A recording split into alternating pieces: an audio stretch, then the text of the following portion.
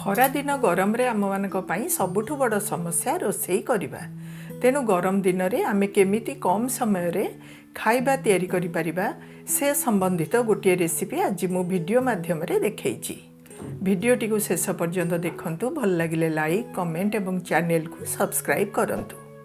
सहजरे और कम समय रे सुजी और सिमेई रे प्रस्तुत एही सुआदिया इडलीटी मात्र 15 रु 20 मिनिट रे तैयारी होइथाय। एही इडली मिक्स को आपण मासे 1.5 मास रखी जेते बेले इच्छा संगे संगे इडली किंबा उपमा तैयारी करि परिबे। जय जगन्नाथ। मो राजश्री's किचन डिलाइट्स को आपण मानकु स्वागत करूछि। चलंतु देखिबा मु केमिति इडली मिक्स तैयारी करी इडली प्रस्तुत करूछि। आजिर इडली मिक्स पाई मु किछि काजू नेली, अदा खंडे नेली, कंचा लंका 2टी नेली, भुर्सुआ पत्र नेली एवं काजू को मु छोट छोट करी काटी देली। मु आजी 800 ग्राम ओजनर इडली मिक्स तैयारी करिवि। फ्रिज रे रखी देबी। जेते बेले दरकार हैला मु इडली तैयारी करि परिबि।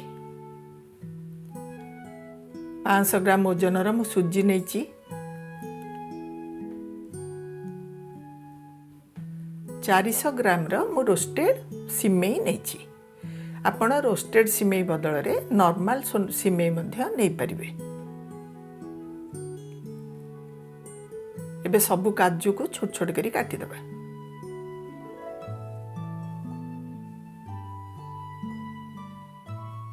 काजू हमर सब कटा हो गला। किछि बादाम मंजी मु नेली।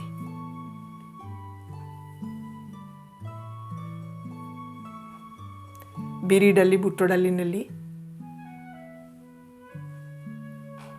भुर्सुंगा पत्र को छोट छोट करी काटी दबा। कंचा लंका अदा को मध्य हमें छोट छोट करी काटी दबा।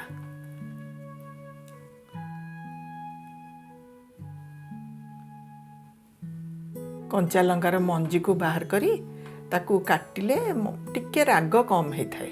किंतु आपण यदि चाहिए मंजी बाहर करेंगे, आपण यदि राग खाया चाहती मंजी बाहर करेंगे नी। जदि टे कम राग खाइबे ताले मंजी को बाहर करी छोट छोट करी काटी देबे।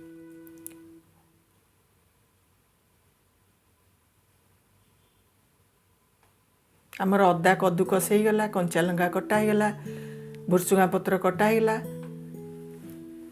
एबे चलंतु नेक्स्ट स्टेप को आमे जीवा।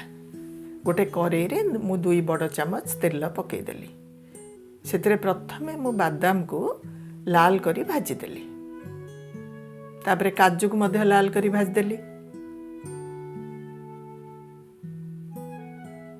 एबे भुर्सुंगा पत्र, अदा, कंचा लंका को पकई प्रथमे भुर्सुंगा पत्र को आमे पूरा कंचा तार जीवा जाए ताको पूरा क्रिस्पी हैला जाए भाजी दबा।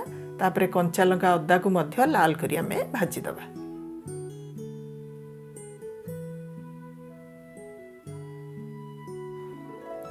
वन फोर्थ कप रो मु नेली बिरी डाली आ मुग डाली, सॉरी बिरी डाली आ बुट डाली। टिके भाजी बिरी डाली बुट डाली को 1 टेबल स्पून मु सोरस पके फुटई देली।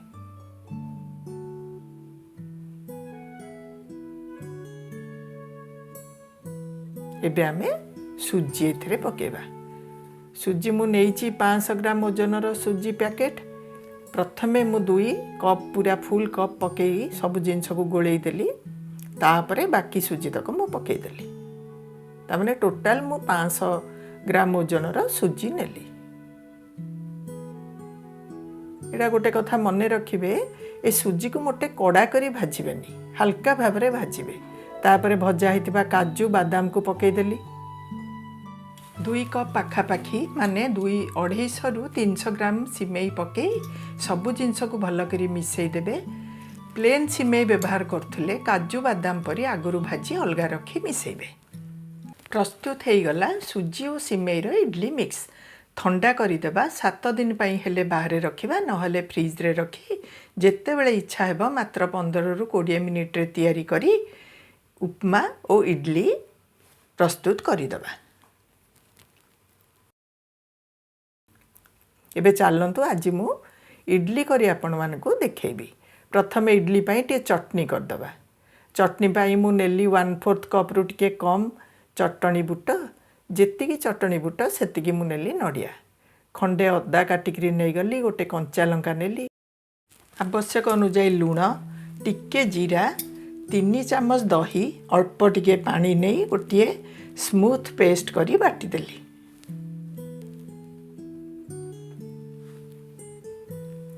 ଏବେ ଚଟଣିକୁ ଫୁଟେଇ ଦେବା। ଶୁଖିଲା ଲଙ୍କା, ସୋରିଷ, ଭୃଷୁଙ୍ଗା ପତ୍ର ଭଲକି ଫୁଟେଇକିରି ଚଟଣି ଉପରେ ମୁଁ ଛୁଙ୍କ ଦେଇଦେଲି। ଆମର ଚଟଣି ତ ଏବେ ପ୍ରସ୍ତୁତ ହେଇଗଲା। ଚାଲନ୍ତୁ ଇଡଲି ପାଇଁ ଆମେ କେମିତି ପ୍ରସ୍ତୁତ କରିବା ଇଡଲିର ବ୍ୟାଟର। ମୁଁ 1.5 କପ୍ ନେଲି ଆମର ଇଡଲିର ମିକ୍ସଟା, ସିମେଇ ସୁଜିର ମିକ୍ସ।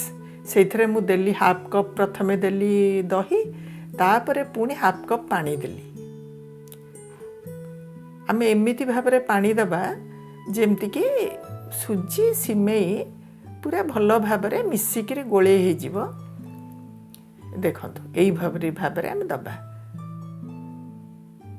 ମାନେ ଆମେ 1.5 କପ୍ ନେଇଛେ ସୁଜି ଇଡଲି, ପ୍ରାୟ 1.5 କପ୍ ପାଖାପାଖି ପାଣି ଦେଇ ତାକୁ ଆମେ ଭଲକରି ଗୋଳେଇ କଭର କରି ଛାଡ଼ିଦେବା 10ରୁ 15 ମିନିଟ୍ ପାଇଁ।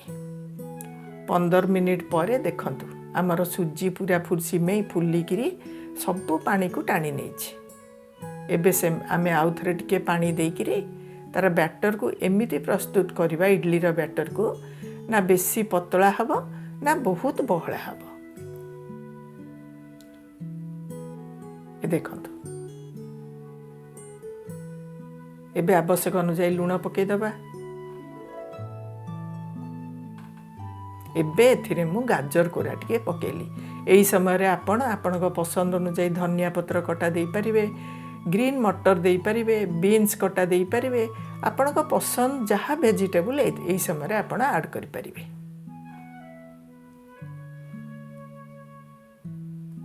ସବୁ ଜିନିଷକୁ ଭଲ କରି ମିଶାଇ ଦେଲି ମୁଁ ଏବେ।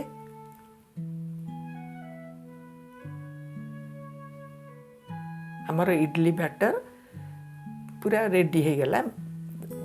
ମାନେ ସବୁ ଜିନିଷ ମିଶିଗଲା, ଇଡଲି ବ୍ୟାଟର ଆମର ରେଡ଼ି। ଏବେ ଗୋଟେ ଇଡଲି ଷ୍ଟାଣ୍ଡ ନେବା, ସେଇଥିରେ ଅଏଲ୍ ଭଲକରି ବ୍ରସ୍ କରିଦେବା ସବୁଥରେ।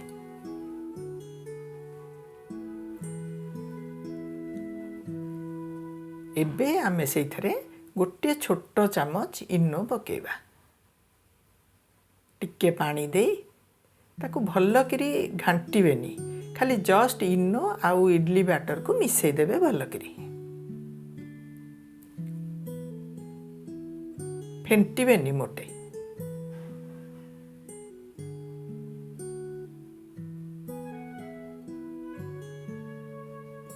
ଏବେ ଇଡଲି ଷ୍ଟାଣ୍ଡରେ ଆପଣଙ୍କର ଯେଉଁ ସାଇଜ୍ର ଚାହିଁବେ ଇଡଲି ସେତିକି ପକାଇଦେବେ ବ୍ୟାଟର।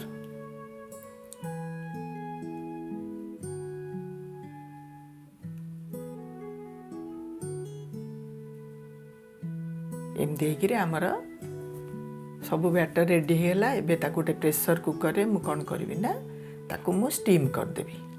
10ରୁ 12 ମିନିଟ୍ ଯାଏଁ ମୁଁ ତାକୁ ଷ୍ଟିମ୍ କରିଦେବି। ପ୍ରେସର କୁକର ହୁଇସିଲ୍କୁ କାଢ଼ିଦେବେ। 12 ମିନିଟ୍ ପରେ ଆମର ପ୍ରସ୍ତୁତ ହେଇଗଲା ଅତି ନରମ, ଫ୍ଲପି, ଜାଲିଦାର ଏବଂ ଟେଷ୍ଟି ସିମେଇ ଓ ସୁଜିର ଇନଷ୍ଟାଣ୍ଟ ଇଡଲି।